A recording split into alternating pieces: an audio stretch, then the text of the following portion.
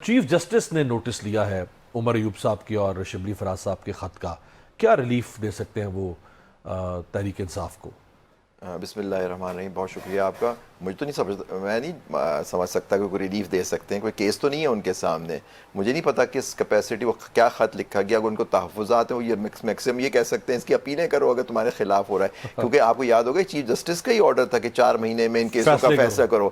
تو آپ یہ دیکھیں جب انہوں نے خود اس کو تیزی سے جسٹس ہیریڈ از جسٹس بیریڈ. تو آپ یہ دیکھیں اور یہی ہوا ہوگا ان کیسوں میں. جب یہ اپیلیں آئیں گی ان کی ہائی کورٹ میں تو آپ دیکھیے گا یہ زیادہ تر کیسز ریورس ہو جائیں گے پرووائڈڈ کہ انڈیپینڈنٹ ججز کے سامنے یہ کیس لگے. اب یہ کیونکہ 26ویں آئینی ترمیم کے تحت ہم کام کر رہے ہیں تو یہ بھی اب کوئی گارنٹی نہیں ہے کہ ہماری عدلیہ آزاد ہے یا نہیں. آپ کو یاد ہوگا قاضی فاضلہ کے زمانے میں عمران خان صاحب نے ان کو بھی خطوط لکھے، پھر یحییٰ آفریدی صاحب کو خط لکھا، جسٹس امین الدین خان کو خط لکھا، اور بھی بہت سی جگہوں پہ خط لکھی. یہی بار بار دہائی دے رہے ہیں کہ ہمارے ساتھ ناانصافی ہو رہی ہے، زیادتی ہو رہی ہے، ہیومن رائٹس وائلیشنز ہیں، ہمیں 8 فروری کا ریلیف نہیں مل پا رہا، ہمارے کیسز میں فیئر ٹرائل نہیں ہو رہا. لیکن پچھلے 3 سال سے عدلیہ نے کوئی نوٹس نہیں لیا.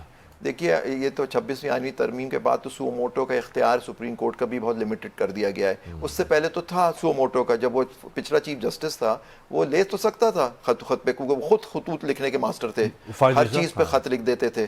اور آپ دیکھیں تو وہ لے سکتے تھے، اس خط کو کنورٹ کر سکتے تھے انٹو پٹیشن جو ان کے ساتھ ناانصافیاں ہو رہی ہیں. یہ 8 فروری کے الیکشن میں جو دھاندلی ہوئی تو یہ سب چیزیں موجود تھی. لیکن آپ سمجھیں وہ تو خود موسٹ رسپیکٹ وہ خود سہولت کار تھے اس سسٹم کے جس کے تحت وہ 8 فروری کا الیکشن چوری ہوا. کیونکہ ان کا بلے کا کیس ہی تھا جس کی وجہ سے آج تک یہ ڈیبیٹ چلی کہ یہ سیٹیں ان لوگوں کو ملنی چاہیے تھی نہیں ملنی چاہیے تھی. جب ان کی سیٹیں اٹھا کے اب پھر آپ دیکھیے کہ اس کانسٹیٹیوشنل بینچ نے اٹھا کے ان کی سیٹیں بھی دے دی ان کو باقی جماعتوں میں بانٹ دی گئیں. پہلے ان سے لی گئیں ان کو جماعتوں میں، کیونکہ آپ کو یاد ہوگا وہ ججمنٹ جو تھی سپریم کورٹ کی اکثریتی فیصلے کی وہ کبھی امپلیمنٹ ہی نہیں ہوئی.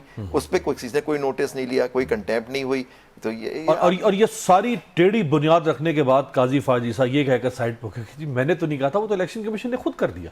بالکل. اب دیکھیں ہم لوگ، میں اور آپ کو، اب ہم لوگ کوئی تھوڑی ہم سمجھتے ہیں ان کا فیصلہ تو بالکل صحیح تھا. اس نے بلے کا ان کا مقصد یہی تھا کہ ان کو ایز اے پارٹی باہر کر دیا جائے. ان کی ہو سکتا ہے اتنی کیا بات کروں اس فیصلے. میں سمجھتا ہوں کہ جیسے مولوی تمیز الدین خان کا کیس اس ملک کو تباہ کرنے میں اس کا بڑا ہاتھ تھا، اس کو یہ بلے کا کیس اسی لیول پہ جسٹس منیر کو بھول جائیں گے. اب جسٹس فائز عیسیٰ نام 26، اور آپ کو یاد ہوگا ایک پولیٹیکل لیڈر نے یہ بھی کہا تھا کہ اگر یہ جج ریٹائر ہو گیا تو 26ویں آئینی ترمیم بھی پاس نہیں ہوگی. کیونکہ آپ دیکھیے انہوں نے ریورس کیا وہ ججمنٹ. آپ مت بھولیے لاہور والی ججمنٹ کو جو انہوں نے ریورس کیا اس کو ریویو کے اندر کہ جی وہ جو منحرف ارکان ہے اس کا ووٹ کاؤنٹ ہو سکتا ہے. اگر وہ نہیں، وہ ججمنٹ رہتی تو یہ 26ویں آئینی ترمیم پاس نہیں ہوتی. وہ 26ویں آئینی ترمیم پاس کرانی تھی، جوڈیشری کو کنٹرول کرنا تھا، وہ انہوں نے کر لیا.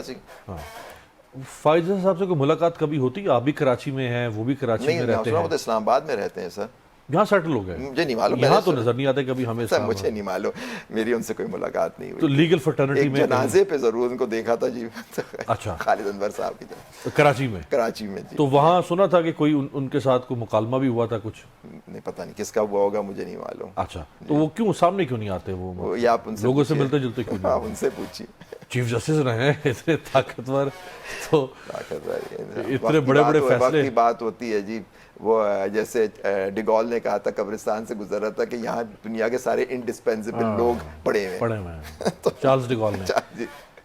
یہ فرمایا گیا کہ 26ویں ترمیم سے متعلق کیس سپریم کورٹ کی آئینی بینچ کے سامنے. میرا بھی کیس پینڈنگ ہے، وہ اکتوبر سے پینڈنگ ہے. ماشاءاللہ آج تک لگا ہی نہیں. اور باقی سارے فیصلے اب تو سنا بعض گشت آپ کے پروگراموں میں سن رہے ہیں کہ 27ویں ترمیم آ رہی ہے، پتہ نہیں اس کیس کا کیا ہوگا. ابھی تو آپ کی 26ویں کا فیصلہ ہے، وہ تو پتہ نہیں وہ 27 کو کب چیلنج کرے گا. وہ تو میرے خیال سے اس میں مٹی بھی مٹی پاؤ کہتے ہیں آپ لوگ. مٹی پاؤ، یہ مشہور ڈائلاگ تھا چودھری شجاعت حسین صاحب. مٹی پاؤ. تو یہ دیکھیں الیکشن کا آپ نے ذکر کیا کہ الیکشن پاکستان کا آئین کہتا ہے کہ الیکشن ٹریبونلز 6 مہینوں کے اندر فیصلے کریں گے. اب 1.5 سال ہو چکا ہے الیکشن کو، 1.5 سال. آئین کہتا ہے کہ 90 دن. آپ تو اس وقت خود سپریم کورٹ بار کے صدر تھے. آئین کہتا ہے 90 دن میں الیکشن ہو. کیسز بھی آپ نے کیسز کی بالکل نہیں ہو سکے. سپریم کورٹ نے 2 فیصلے دیا تھا کہ سپریم کورٹ نے گورنر KPK کے بارے میں کہا کہ اس نے تو ایک طرح سے غداری کیا. میں تو کہتا تھا الیکشن کمیشن سب سے بڑی غداری اس ملک سے تو الیکشن کمیشن نے کی ہے. 90 دن میں الیکشن نہ کرا کے، سہولت کاری کر کے، تو سارا بےمانی کر کے جو یہ رگڈ الیکشن تھا، اس کا کون پوچھے گا ان لوگوں سے. دیکھیے جو اتنی کیٹیگوریکل ان ایمبیگوس چیزیں آئین میں لکھی ہوئی ہیں، اگر ان کے ہوتے ہوئے بھی ہم ان میں ایمبیگوٹی پیدا کر سکتے ہیں نہیں، تو جو ambiguity کی چیزیں بات- ہوتی ہی انبیگوس ہیں ان میں کیا نہیں، ہوگا؟ ایمبیگوٹی نہیں ہے. پوائنٹ از دیٹ کہ آپ کے جو یہاں جو لوگ میٹر کرتے ہیں، جو مطلب جو کنٹرول کرتے ہیں، وہ نہیں چاہتے کوئی فیصلہ، اگر کوئی کورٹ کوئی فیصلہ کر دے اور آپ کے جو مقتدر حلقے ہیں وہ نہیں چاہتے امپلیمنٹ، وہ نہیں ہوگا سر. وہ جہاں ان کی سپورٹ ہوگی وہی فیصلے ہوتے ہیں. آپ دیکھیں 14 جولائی کا فیصلہ پچھلا ریزرو سیٹس کا کیا امپلیمنٹ ہوا؟ Full bench, full court of the یا فل بینچ تھی دا سپریم کورٹ، اس نے فیصلہ کیا ججوں نے، فل کورٹ تھی بلکہ، اور آپ دیکھیے وہ امپلیمنٹ نہیں ہوا، لیکن اس کا ریویو 2 منٹ میں امپلیمنٹ ہو گیا جب انہوں نے ریکال کر لیا. تو دیکھیے یہ آپ کے یہاں عزت تو ہی نہیں. الیکشن کے کیس سے 90 دن میں سپریم کورٹ نے آرڈر کیا الیکشن کرائے، نہیں کرائے گئے. آپ کے بعد میں الیکشنز ہوئے اور وہ رگ ہوئے. آپ دیکھیں اس سے ہو گئے، پھر یہ ساری یہ سب اس کے آپ کیا ہم بات کریں اس پہ کہ یہاں رول آف لا کی کیا سچویشن ہے.